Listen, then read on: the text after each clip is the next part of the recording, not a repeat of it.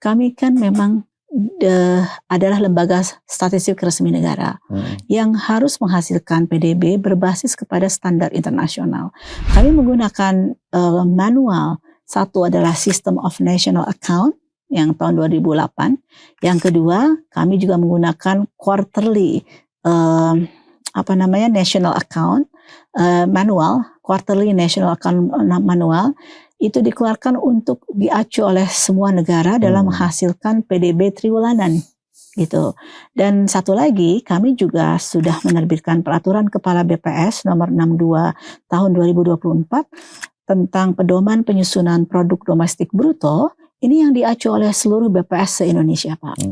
Dan tentunya Pak, angka pertumbuhan ekonomi nasional itu kan sebenarnya agregasi dari pertumbuhan ekonomi daerah, Pak. Ya, jadi BPS daerah ini kan sampai dengan level kabupaten kota ini semua serempak menghitung angka PDB. Kalau di daerah kita menyebutnya adalah PDRB ya. Jadi produk domestik regional bruto. Itu serempak kita hitung dari mulai kabupaten kota, lalu nanti diagregasi menjadi provinsi, dari provinsi langsung menjadi PDB nasional. Habis itu kami rekonsiliasi dari PDB nasional, kita kemudian ke bawah lagi kita rekonsiliasi supaya memang angka yang dikumpulkan oleh daerah dengan angka yang dikumpulkan di tingkat pusat itu minimal diskrepansi, Pak. Artinya ini harus sama. Jadi tidak mungkin kami tidak hanya menghitung angka nasional, Pak. Karena angka itu juga diperoleh dari perhitungan dari seluruh BPS daerah se-Indonesia yang kemudian kita agregasikan ke atas sampai muncul PDB nasional. Jadi prosesnya memang multi, Pak, sangat kompleks dan kita hitung secara komprehensif sekali, berjenjang, Pak, dan kemudian indikatornya juga banyak, ribuan. Ini kan kalau di total sekitar lebih dari 3.000-an, Pak. 2.700 ditambah 840 kan berapa itu, Pak? 3.500-an lebih. Dan tentunya kualitas pasti ada kami jaga karena di setiap jenjang ada yang kita sebut dengan quality assurance. Jadi nggak bisa ya Bu Winnie minta 5,61 aja gitu. Nggak bisa, Pak. Itu kami kan punya standar prosedur yang sudah ditetapkan. Dan itu internasional, Bu, ya? Dan itu manualnya internasional, Pak. Jadi satu tadi yang ada System of National Account manual itu yang kita pegang. Kemudian satunya lagi adalah Quarterly National Account Manual untuk penghitungan PDB triwulanan. Itu seragam, Bu, artinya metode atau cara perhitungan PDB di Indonesia dengan di Malaysia dengan di Singapura sama ya. Karena manualnya sama, Pak. Sehingga dengan demikian angka pertumbuhan ekonomi antar negara bisa diperbandingkan, Pak. Kalau kita tidak menggunakan standar yang sama, maka angka pertumbuhan ekonomi antar negara nggak bisa diperbandingkan. Bu, kalau banyak juga ya sekarang ini kan mungkin publik juga belum sepenuhnya memahami gitu metode yang digunakan BPS, sehingga kadang muncul misinterpretasi terhadap angka-angka yang dimunculkan oleh BPS gitu. Bagaimana BPS menyikapi hal ini? Iya, memang PR kami adalah meningkatkan literasi statistik masyarakat, Pak.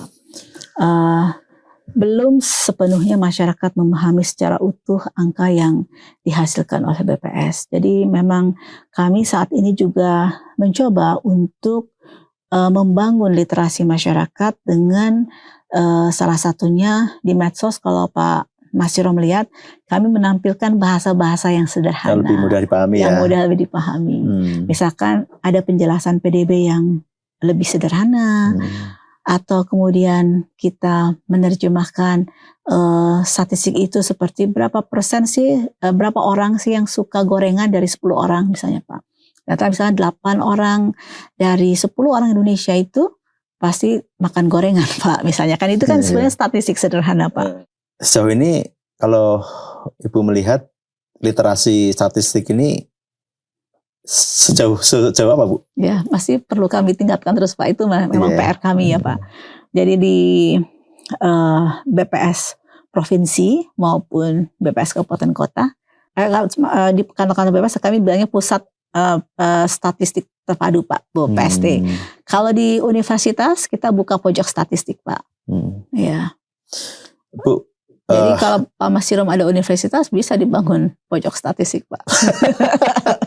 Atau mau di IDX kita bangun pojok statistik juga bisa. Iya. Tapi sekarang orang-orang lebih senang digital sih Pak. Iya. Ya, jadi jumlah kunjungan ke PST juga biasanya mereka lebih senang datang sekali, habis itu bertanya, habis itu mereka akses datanya lewat online. Ya. Kalau yang lewat Allstat? Allstat udah banyak Pak. Ya. Bu, di luar pertumbuhan ekonomi ya, kan BPS juga merilis data tingkat pengangguran terbuka kan Bu? Iya. Ini juga kalau kita bicara data menurun gitu per Februari kemarin kan. Nah, sementara kalau kita lihat pemberitaan Ibu, baik ya terutama di media sosial, kayak pemutusan hubungan kerja di mana-mana, tapi kok malah turun ini Bu? Iya, jadi itulah Pak yang saya tadi sampaikan bahwa statistik itu perlu dilihat secara utuh Pak. Nah, seperti halnya angka PHK, itu sebenarnya hanya sebagian dari statistik ketenaga kerjaan. Hanya sebagian. Dari statistiknya. Kalau kita lihat mau secara utuh, statistik ketenaga kerjaan itu ada terdiri dari informasi yang lebih lengkap. Ada jumlah penduduk usia kerja yang masuk ke angkatan kerja. Nanti kami juga ada angka berapa angkatan kerja yang tadinya tidak bekerja sekarang bekerja, atau kita sebut dengan penyerapan tenaga kerja. Tapi memang ada yang keluar dari keluar dari pekerjaannya, atau dengan kata lain PHK. Jadi PHK itu hanya bagian kecil atau sebagian saja informasi dari statistik ketenaga kerjaan Pak. Jadi yang penting adalah kita lihat netnya Pak. Berapa orang yang masuk kepada penduduk usia kerja, berapa yang terserap gitu ya Pak, berapa yang keluar. Netnya positif atau negatif Pak? Nah gitu ya Pak. Jadi harusnya yang masuk dikurangi yang keluar. Kalau masih positif berarti yang terserap lebih banyak dibandingkan yang keluar. Iya toh? Nah, ya, karena itu yang kami rekam ternyata. Jadi hasil Sakernas Februari 2026 ini Pak, ternyata ada tambahan angkatan kerja sebesar 1,86 juta Pak. Tambahan yang baru kan ini. Ya karena luluslah dia, atau yang tadinya dia bukan angkatan kerja, misalnya Pak izin, kalau ada yang tadinya memutuskan tidak mau bekerja tapi sekarang dia mau bekerja, nah itu kan adalah angkatan kerja baru Pak. Atau yang mahasiswa yang baru lulus dan kemudian dia mencari pekerjaan, itu adalah angkatan kerja baru. Atau lulusan SMA dan dia ingin bekerja, itu adalah angkatan kerja baru. Selama setahun Pak, ada 1,86 juta orang yang masuk yang masuk ke pasar kerja. 1,86 juta.